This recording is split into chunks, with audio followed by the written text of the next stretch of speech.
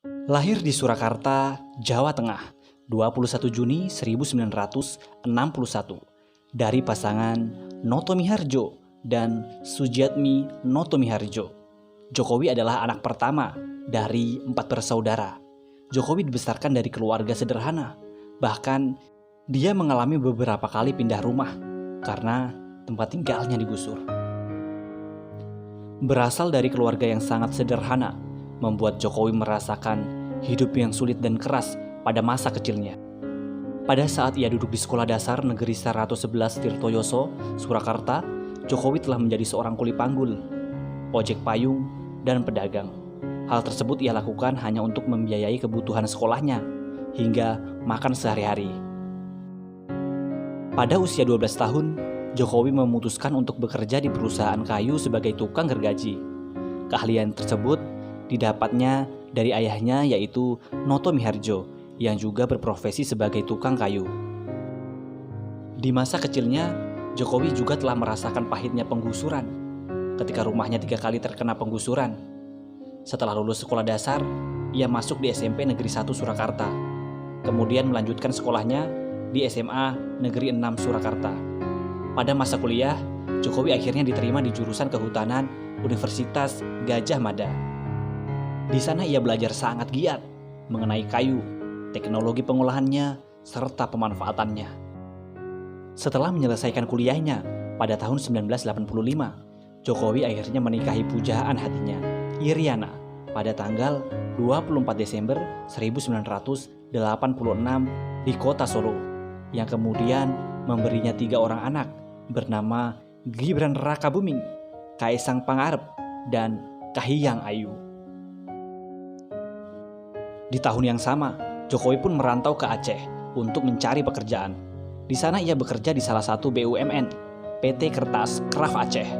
Namun karena merasa tidak betah, akhirnya ia memilih mengundurkan diri dan mencoba untuk berbisnis kayu di Solo sembari menunggu kelahiran anak pertamanya.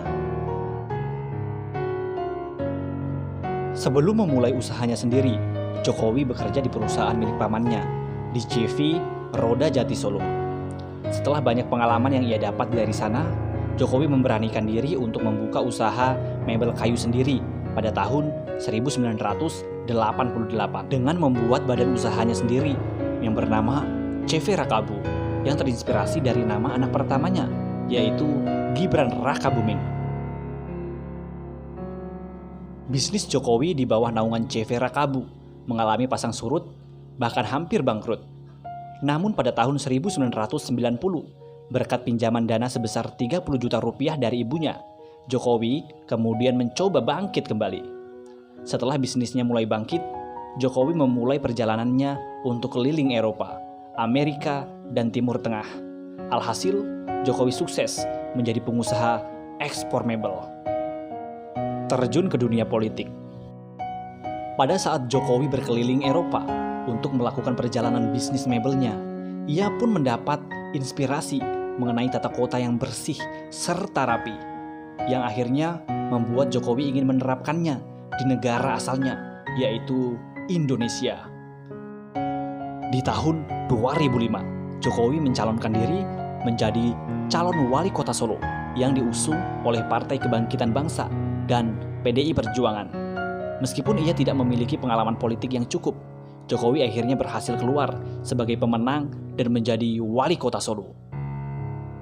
Kemenangan Jokowi sebagai wali kota Solo menjadi pijakan awal Jokowi menuju kursi Presiden Indonesia.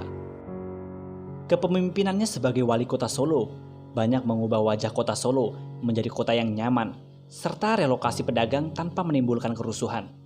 Jokowi juga dikenal sebagai pemimpin belusukan, yaitu sering berkeliling melihat langsung keadaan kotanya. Hasil kerja yang memuaskan membuat Jokowi berhasil menjadi wali kota Solo untuk kedua kalinya pada pilkada selanjutnya di tahun 2010. Dari situlah Jokowi kemudian mulai dikenal rakyat karena karakter yang sederhana serta prestasinya pada masa jabatannya menjadi wali kota Solo.